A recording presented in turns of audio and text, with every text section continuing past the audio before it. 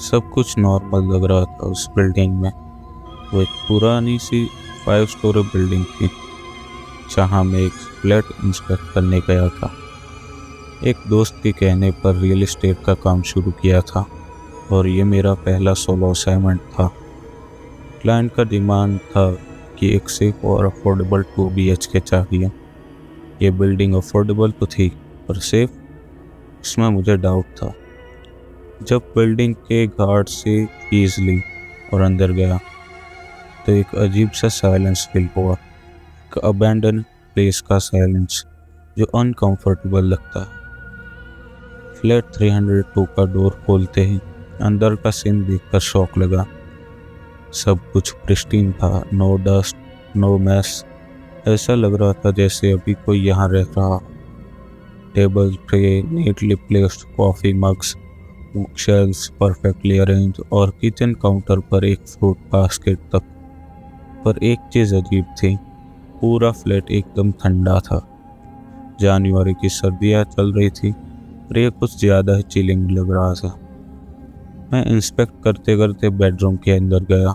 एक large bed neatly made था और साइड टेबल पर एक डायरी रखी थी। क्यूरियोसिटी के मारे मैंने डायरी उठाई और पढ़ने लगा।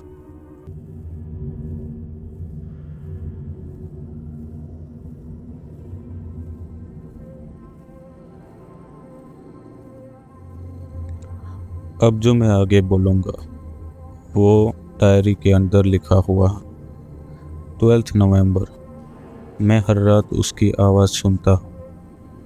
वो आती है और सीधा 302 के बेडरूम की तरफ जाती है। कभी देखा नहीं पर उसके कदम की आवाज़ एक सेकंड के लिए भी गलत नहीं होती। 18 नवंबर। मुझे लगता है वो मुझे देख रही है। जब मैं सोता हूँ मेरे सामने कभी नहीं है, पर यह फीलिंग कैसे इग्नोर करूँ। यहाँ से निकल जाना चाहिए। 22 नवंबर। आज एक और फ्लैट वैकेंट हो गया।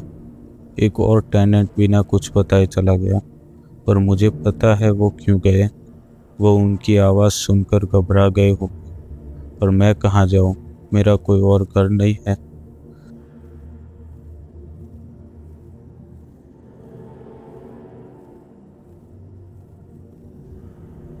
डायरी की हैंडराइटिंग शेकी और नर्वस लग रही थी, जैसे कोई इंसान लिखते वक्त पैनिक में हो।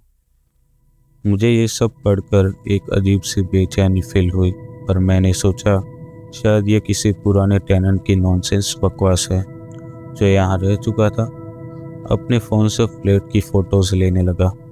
जब मैं किचन के पास गया तो एक सब्टल सी स्मेल नोटिस हुई, जैसे कोई फ्रेश पेंट की हो। वॉल एकदम परफेक्ट लग रही थी, पर एक जगह का पेंट थोड़ा डिफरेंट टोन का था। एक लाइट सा रेक्टेंगल पैच कुछ अजीब लगा, तो मैंने फ्रिज के पास पड़े छोटे से टूल बॉक्स से एक स्क्रैपर उठाया और वॉल पे स्क्रैप करने शुरू किया। कुछ लेयर स्क्रैप करते ही एक दरवाज़ा सा विजिबल होने लगा। एक छोटा कंसोल्ड स्टोरेज का दरवाज़ा। दरवाज़ा खोलने पर मुझे अंदर एक बंडल ऑफ क्लॉथ मिला। कपड़ा फ्रेश पेंट की स्मेल से भरा था। जब मैंने बंडल खोला तो अंदर एक फ़ोन, एक वॉलेट और एक छोटा ब्लड स्टेन्ड स्कार्फ मिला। मुझे एकदम से हवा टाइट लगने लगी। वॉलेट के अंदर एक आईडी कार्ड था। एक नाम लिखा था, राहुल मथुर। ये नाम फेमिलियर लग रहा था। तब मुझे याद आया, कुछ महीने पहले न्यूज़ में एक केस चल रहा था। राहुल मथुर एक IT एम्प्लॉय था जो बिना किसी ट्रेस के एक दिन गायब हो गया था। पुलिस अब तक उसका कोई क्लू ढूंढ नहीं पाई थी। ये सब देखकर पैनिक होने लगा। मुझे लगा कि ये किसी बड़े क्राइम का क्लू हो सकता है। और तभी मुझे पीछे से एक आवाज़ सुनाई दी, क्या ढूंढ रहे हो भाई? एक आदमी सिंपल कपड़ों में खड़ा था। उसका फेस काम था और उसकी आंखों में एक अजीब सी डार्कनेस थी। ये फ्लैट का इंस्पेक्शन कर रहे हो या कुछ और? उसने कैजुअली पूछा। मुझे कुछ समझ नहीं आया कि क्या बोलूं, पर मैंने नर्वस होते हुए कहा, इंस्पेक्शन के लिए आया, बेसमेंट की कीज चाहिए थी। उसने स्माइल किया, पर वो स्माइल फेक लग रही थी। बेसमेंट जाने की ज़रूरत नहीं, आपका काम यहीं तक है। बाहर गार्ड को बोल देना कि इंस्पेक्शन हो गया। मैंने बस सर हिला दिया और वहाँ से भागते हुए निकल गया। पर जाने से पहले एक चीज़ नोटिस की, उसके हाथ पे पेंट के छोटे छोटे स्टेन्स थे। पुलिस को इन्फॉर्म करने की हिम्मत तभी नहीं हुई, पर अगले दिन जब न्यूज़ हेडलाइंस देखी तो एक और शॉकिंग बात समझ आई। एक और टेनेंट जो फ्लैट 302 में रह रहा था, मिसिंग रिपोर्ट हुआ था।